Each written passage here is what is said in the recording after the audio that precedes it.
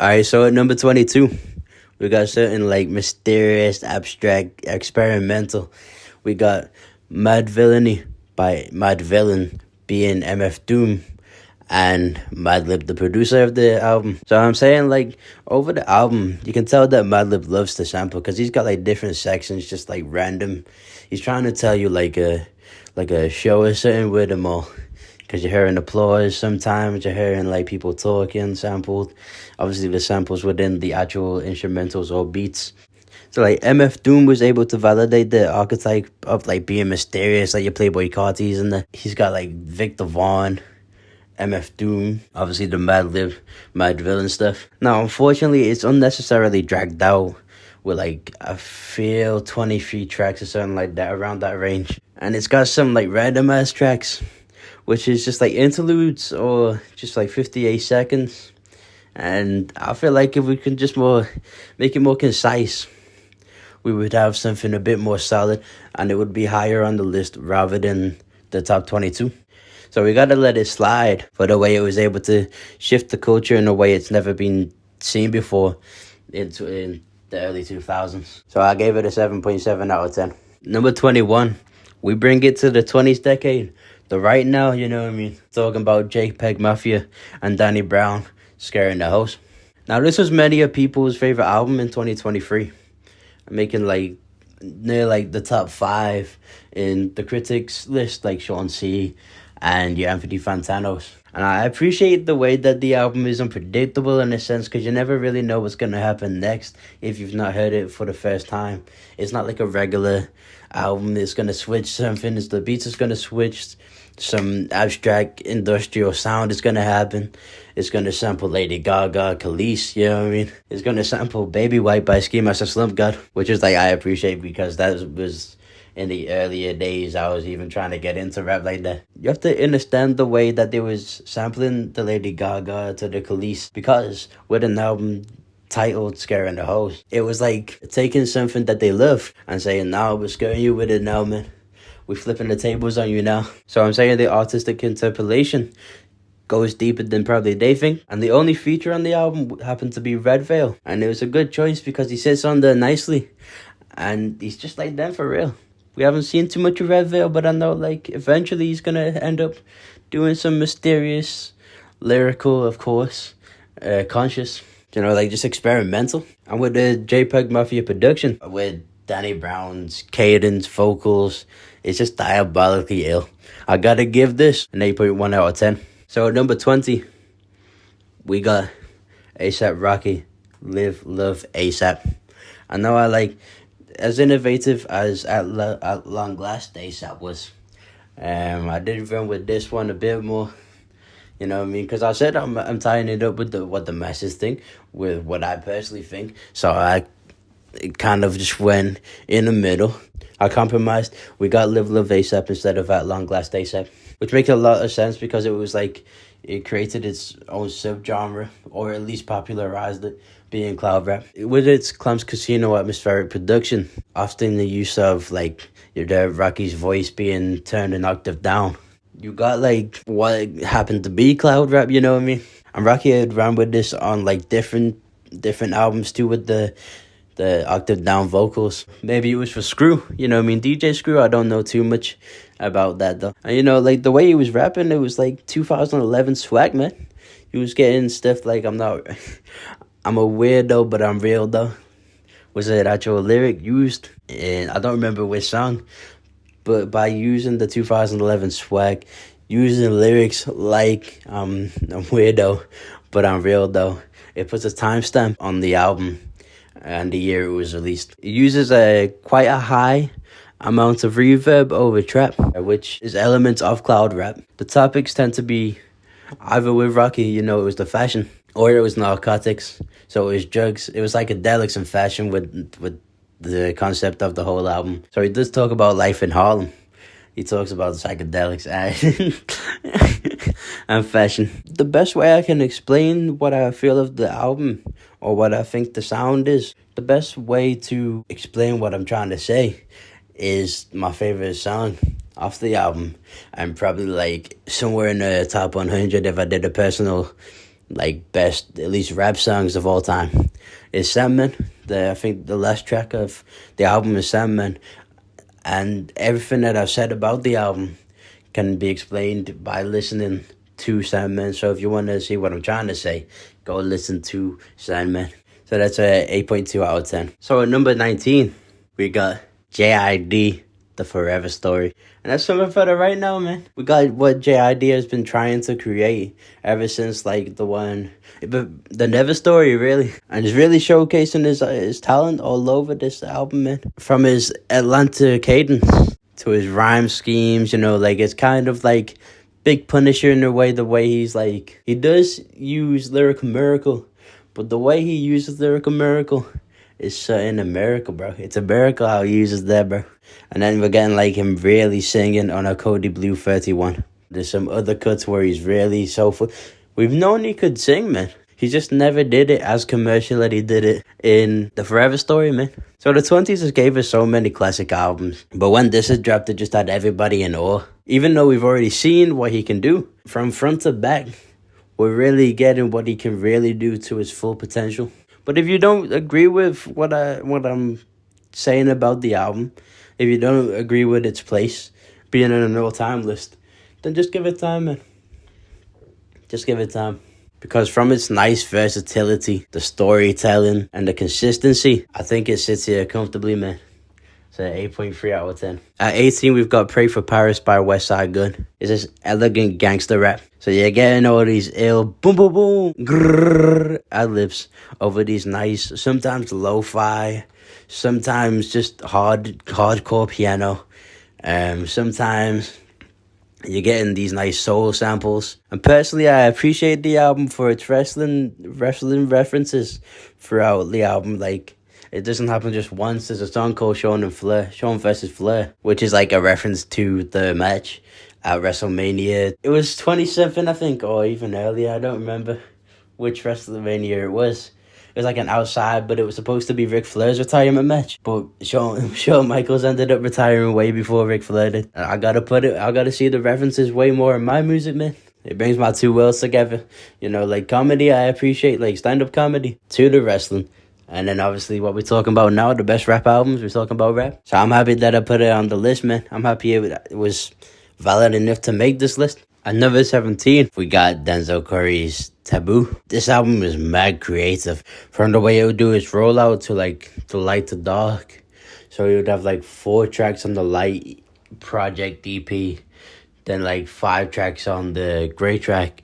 And then dark would have the other 4. To its music videos, you know, like from, if you want to watch it in a chronological order or something like that, chronological or whatever, you would watch it from Black Balloons to Cloud Cobain to Vengeance, which features the best is the Lakami verse. It's really just in a pocket that I've not really heard him in like since 2020 or something like that, bro. And you know, it's a nice versatility because you're getting these soulful singing from Denzel Curry to these Andre 3000 level of like rapping, right? You're really getting that creativity there. Obviously in 2018, everybody was trying to be versatile. So that like, with it being versatile from the soulful singing to the real rapping to the like the mosh pit type of songs with Sumo, Switch It Up, Vengeance itself, you know what I mean? You was really getting like this timestamp and versatility, and it obviously had added to the creativity of the album. So it was following a concept but switching the moods. And like personally, when I first started listening to rap was probably like when I really got into it. So after XXXTentacion that passed away, you know, I started Culture Vulture type shit. But after all that, man, I was probably in year 9 if you're in the UK. 13 years old when I first listened to this. But I'm 19 now, if that puts any perspective on you. And I'd just be listening, like, AirPods. Obviously, I wear these a lot more. But I'd hear, like, AirPods, put my blazer over my ear. And just, like, secretly listen to the full album, like, Sirens mostly. You know what I mean? So from the creativity it has to the timestamp, it's very 2018. To me personally, it rounds up nicely into this 8.4 out of 10. At number 16, we have Mac Miller with Swimming. I don't know what's going on in the cover. You know what I mean? I could research it or whatever, but I've not actually done that research yet. So he's just with the airplane door and like the feet out, but in a full pink suit, which is fly, which is dapper. But I don't understand what that cover really means. When it comes to the atmospheric alternative R&B mixed with a pop art, Matt was able to make his own staple in hip-hop.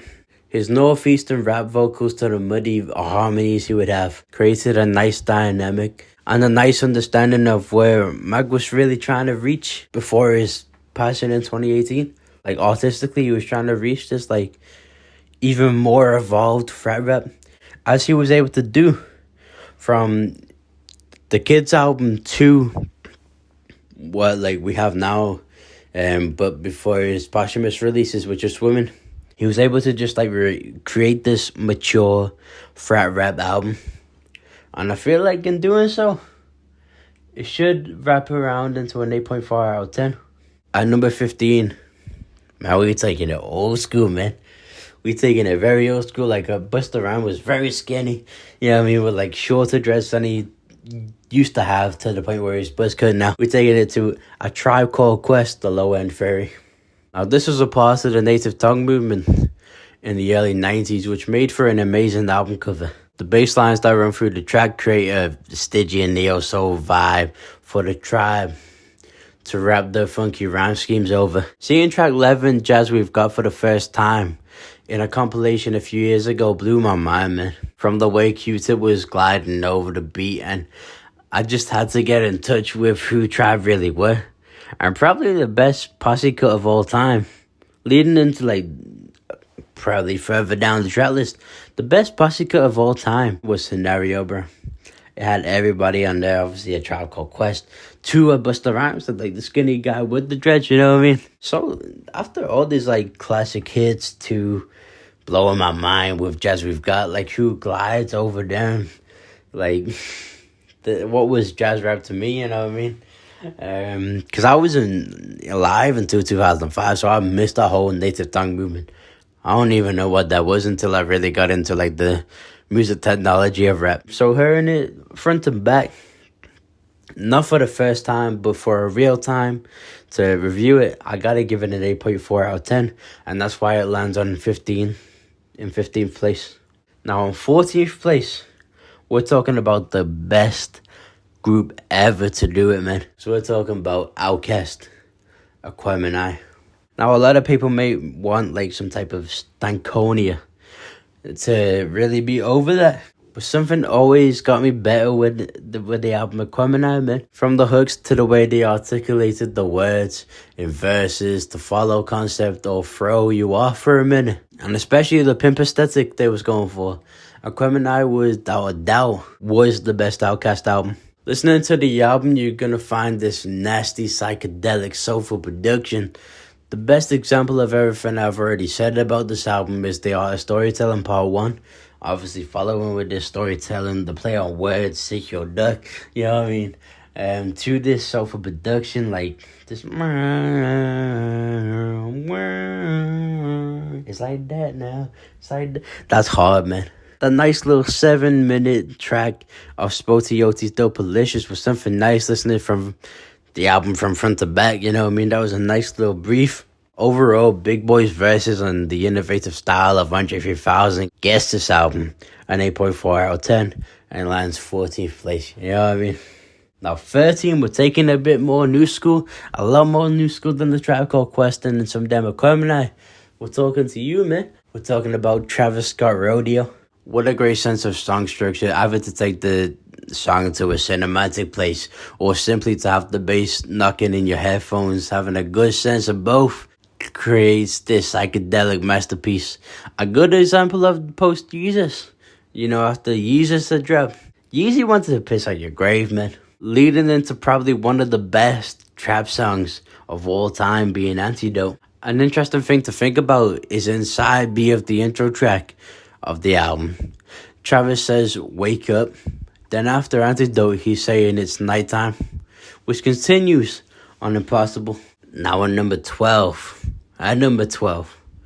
we got Future. DS2, man. That is bright too. Now, as ass as the artwork is, you know what I mean, with like the stock images, with the face over it, you know what I mean, with this like weird gray gradient over it.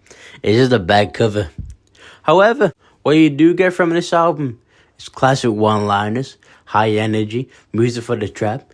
If you don't understand why the repetition, pimp ways he lays his lyric down is genuinely intriguing, maybe you would appreciate how the music catches you in its tempo. The album has a nice diverse range of pre-rage to trap soul.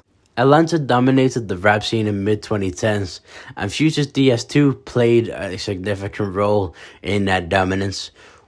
Now, with its impact and relevance still being felt today, you gotta wrap it up at 12th place at an 8.5 out of 10 of all time. Like, you're talking about 12th best rap album of all time. Culture movement. From the bow to the wow. At 11th place, we got Snoop Doggy Dogg. With Doggy Style, of course, man. For an album full of dick and piss jokes, it's one of the most legendary rap albums of all time. When we talk about not only a subgenre-defying album, obviously with G-Funk, the songs on the album are so musically put together, such as Ain't No Fun, Gin and Juice, What's My Name, 2 G's and Hustlers. All of them really show what G-Funk was really supposed to be. Sampling songs from Slick Rick, Biz Markie, and Biggie with lyrics in the song Lottie Dottie shows that a young Snoop Dogg was really a student of the game, man. The level of storytelling he was able to project over the album makes me question, did Snoop Dogg ever write for Dr. Dre in the Chronic era, man? Because if he didn't, that's not one thing that we're really missing from the Chronic. So when we wrap it all nicely into this, when we think about the fact that it has nice storytelling, this nice use of like hip-hop references, like these nice produced G-Funk songs like Ain't No Fun, bro, especially Ain't No Fun, we gotta wrap it up nicely into an 8.7 out of 10 and put it 11th place, way before, just above the 10th place. But we're gonna get into the top 10 now. You know what I mean? Like, Doggy Style is really a genre-defying, not only subgenre-defying album. So, 10th place, we gotta talk about the guy that made Big Dude sexy, bro. You know, to these women, bro. We gotta talk about the Notorious B.I.G. and his album, Ready to Die. Ready to Die is a masterpiece of thug-like storytelling. It's a very New York-based album with some West Coast influences. In some cases, such as Ready to Die and Big Papa, you know, with like these like West Coast synth leads.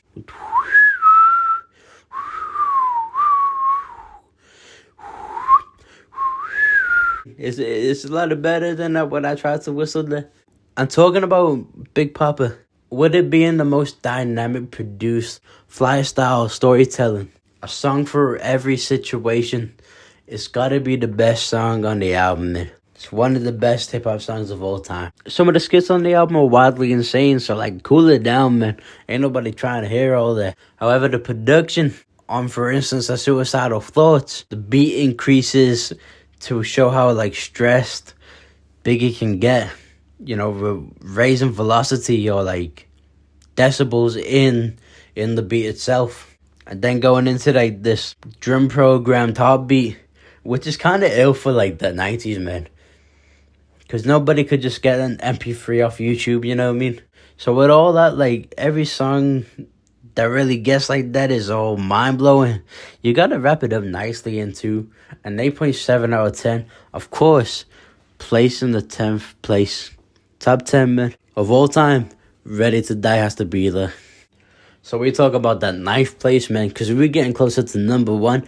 How can we get better than Ready to Die? And I'll tell you, man, there's not too many hip-hop and R&B showcases in the mix. Someone who had their own, you know, like, tectonic shift to the culture. We're talking about Lauryn Hill and the miseducation of Lauryn Hill. This is an album that makes all kinds of lists, man. Whether from... Unfortunately, it's listed as pop, even though it's either hip-hop or it's R&B. Apple Music has already put them at number 1 of albums of all time. You know what I mean? This year, when you look at the list, if you haven't looked at the list, scroll very fast, and then you'll see it there at number 1. Lauryn Hill explains she was miseducated in living industry, man. So, like, she was unfortunately did wrong by Wyclef Jean and the music industry.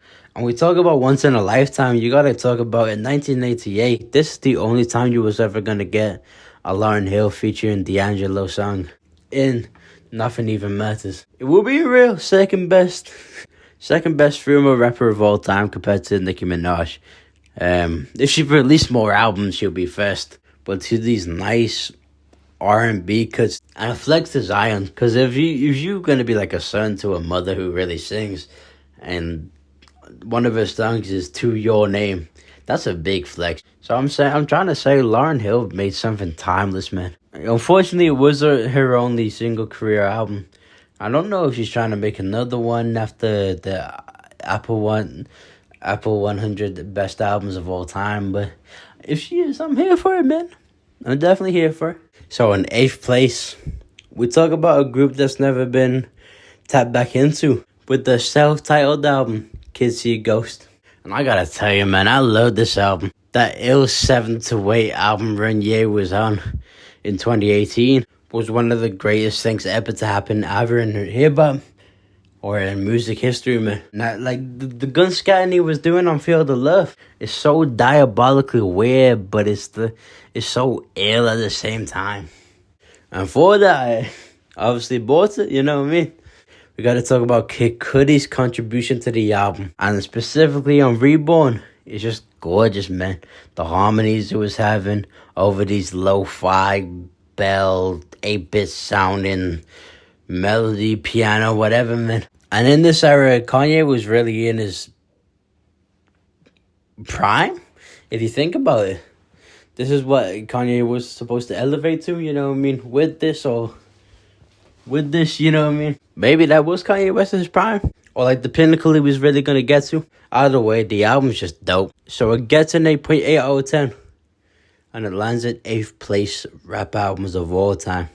Now in 7th place, you gotta thank this guy that even allowed me to be rapping, even considered cool in any type of way. Because we talking about Eminem, and we talking about the Marshall Mathers LP. So no challenge, this was the best Eminem album of all time. And as for the creativity, was as high as he was at that time, you know what I mean? With a nice mix of hardcore and horrorcore. Imaginatively vivid. So with a nice mix of hardcore and horrorcore,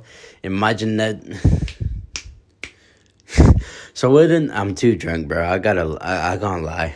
So with a nice mix of hardcore and horrorcore, imaginatively vivid double entendres, he can go at your throat or at his own. You know what I mean? It's weird in that sense, but we're still talking about the creative production or the storytelling and every cadence he would have all over this album, man. To these controversial topics.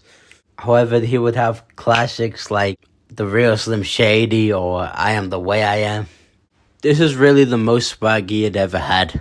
And that Kim cut, unfortunately, it is corny.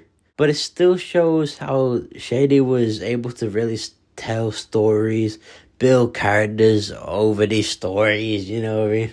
There's not really a track on this album where he's not showcasing what he could really do, you know what I mean?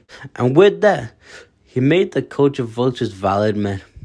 So when we wrap it all into one, we gotta give it an 8.8 out of 10. Now, before we get to this top 5, we gotta talk about number 6, man. You know what I mean? We don't get to 5 without... When we count back, we don't get to 5 without 6. So we gotta give it to the College Dropout. Now, as innovative as the 2010s Kanye really was, when we talk about staples of hip-hop, the College Dropout still has people in the chokehold. From his conscious lyrics, to rapping on the 3-4 time signature, to creating a light subgenre in Chipmunk Soul, where it would like maybe 2 octaves. It would place the sample in 2 octaves, and it created the Chipmunk Soul subgenre. The Luther Vandross sample in Slow Jams feels so nostalgic, even though I wasn't even around in 2004, or when Luther Vandross had dropped that song. It just has this feel to it, man.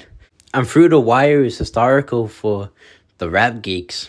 As after Kanye had ended up in a car accident, he had his jaw wired and still chose to rap with it on, leading to a whole song dedicated to it. Also, the songs from this album that was used in other best rappers of all time. It was used in their songs maybe in their early days, like a Workout by J. Cole, sampling the new Workout Plan, or Travis Scott's 90210.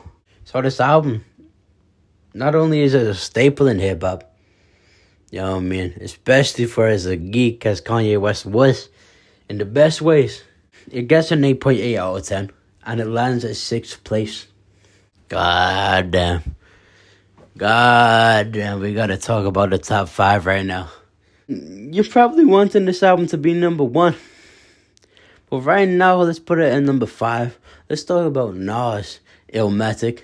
With this album being a concise, consistent album full of hits, my favorite being Life's a Bitch. With Nas being 16 and doing an album like this, it's like I'm trying to rap to you, bro. It's just revolutionary, though. You know what I mean?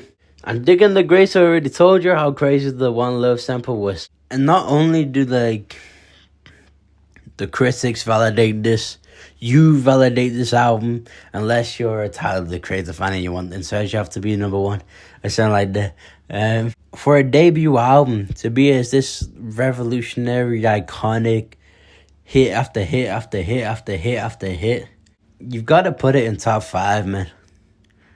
The lyric ability, 2 of these beat selections, personally my favorite beat is why it's my favorite song on the album, is Life's a Bitch. But you've gotta wrap it all nicely into this 8.8 out of 10 album, man. Putting Nas at the 5th place. Now in 4th place, speaking about if you speak of the devil, but who's not really the devil, he's just get. We talk about Tyler the Creator, Flower Boy. With its highly detailed production and song structure. And lyrically, Tyler is talking about like Ivory's wearing his emotions on his sleeve, his heart on his sleeve. Or he's putting down these uniquely braggadocious lyrics. And the way he uses his featured artists on his album goes beyond just adding verses. Instead, he strategically incorporates the contributions to enhance overall artistic vision of the project. It is as if he uses these artists like colors in a painting, filling in specific parts of the musical canvas in ways that complement his creative direction. So when it comes to Flower Boy, it's an 8.9 out of 10. Landing at 4th place of rap albums of all time. Now, if I had that vinyl, and I do have the Call Me If You Get Lost or this Ego vinyl that I do have there over there, if you want me to get them, but I can't let you tell me to get them, because you're not here, man. I would get Flower Boy, I would get Wolf, I would get Goblin if I really could like that, but Goblin ain't 60 pound worth, you know what I mean? But Flower Boy is, and that should be here, to be honest. I'm sleeping. Are we getting even closer, man, to number 1? Because we in the top 3 right now. As you see what it is. We talk about Enter the Wu-Tang Clan, 36 Chambers. I love how old school this feels. Somewhat low fidelity with just at the neck bars. Being hardcore. Everybody in the group got their own style, especially the late great Old Dirty Bastard. Because no one has ever done what the Old Dirty Bastard was doing over these songs, man. And the album features one of the most iconic rap songs of all time, and Cash Rules Everything Around Me, and Cream, man. Now, if you're not specifically into rap, and you do find yourself watching this either on YouTube for some reason, or on TikTok for some reason, listening to this album is a really nice pocket to get into, man. It's also like listening to an audio description or an audio book of a comic book, which is just not like no superpowers or nothing. It's just violence, man. Which leads into obviously not the best rap album of all time. However, the best hardcore rap album of all time. We're getting closer to that number 2 as we talk about Jay-Z, as we talk about The blueprint, just like the artwork implies, Jay's really on some big Don shit, like big gangster shit, like the leader of the pack. Now, in some cases, he is wearing his heart on his sleeve, like Sun Cry. However, he does it in a pimp way. And not only is the album titled The Blueprint, but he's really laying down the blueprint of how to get into this rap industry, how to really give your bars to this rap industry, especially more really realistically just back then, because now everybody in New York's doing some drill shit. Now, there is great production from Just Blaze, from Timbaland. However, most notably, before he was a college dropout, he was featured throughout this album as production credits, man. His name was Kanye West. He went to Yeezus, to Ye. And another production credit goes to Eminem on the song Renegade, as Eminem showcases what he was really with at that time.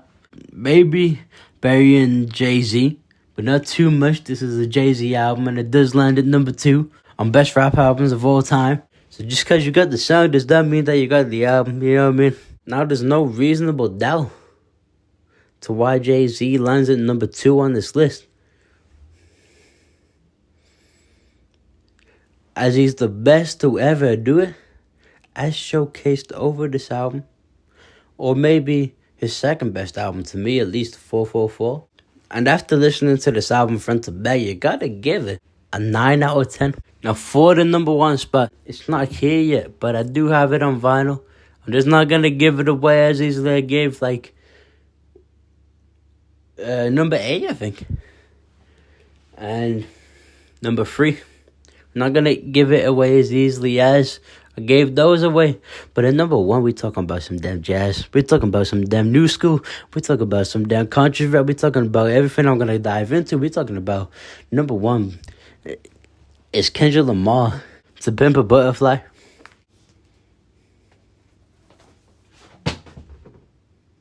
Number 1 is Wu-Tang Clan 36 Chambers. You just have to appreciate how constructively random this album really was. Going from G-Funk to theater to literally jazz rap in for free. Then allegedly creating this like gorgeous jazz song he could have had, to stripping it down to this nastiest West Coast in King Kunta. And honestly, one of my favorite beats is Institutionalized for its smooth psychedelic elements. And then when you talk about Alright, when you put the best rapper of all time to a creative genius like Pharrell Williams, you're not gonna get anything just regular. You're gonna get something once in a lifetime. As I said, Alright, you know what I mean? And the use of LA slang not only adds character to the album, but also as a personal aspect to where the album is really from. And telling a poem leading to the person that you're talking to at the end of the album, happening to be an acronym for what was supposed to be the actual title of the album, but then he turns it into To Pimp a Butterfly, was To Pimp a Caterpillar, being Tupac. This album isn't necessarily fuck. This album isn't just noted as one of the best rap albums of all time. People would put it in the list as the best album of all time. You know what I mean? So when you talk about that jazz rap, to these psychedelic elements, to these like musical performances in a concept way, to this conscious lyrics over all of that. Like, this is what hip-hop was really supposed to be. DJ Kool Herc had his merry-go-round just to have the dance groove. Then when people was really trying to put that pen to paper, this is what it was supposed to lead to. This is the pinnacle of hip-hop we're talking about, man. You know what I mean? Now my favorite rapper is Tyler, the Creator. You know what I mean? So I ain't perfect. But when we talk about perfect, it's To Pimp a Butterfly. That's why it's a number 1. Taught different. You know what I mean? So that's the best rap album of all time. Maybe if I do a best album of all time, I may talk about this still. You know what I mean? After all that, man, we wrapping it up, the video. For For a young man like me going to sleep at 2 a.m. But I really listened to these albums from last Thursday to this Friday, and it's probably coming out today, Saturday. I really listen to these albums like that, and I appreciate being able to create an album. I'm so tired and drunk, bro. I appreciate I appreciate really creating a video like this. Really putting my efforts into it. I hope to create more, because I did do like a series where I would just have no face on it and do it, and that built a community I was really trying to get into, but it didn't last too long. So now I'm with this being number one best rap albums. So now with this being best rap album of all time, and we're talking about them, we're talking about all these that made the cut. I'm just glad, man. I'm happy. I hope this leads to something successful. I hope this gets me to the 500 subscribers with all the monetization I've been asking for. Subscribe for that, man, because there is better videos where I'm more able to really express what I'm trying to say. And that's Colden. This is Colden right now, but you're going to see the better Colden. You know what I mean? If you let me do that, I'm going to do that for you, man. That's like, comment, subscribe to see that. That's Colden. That's out. That's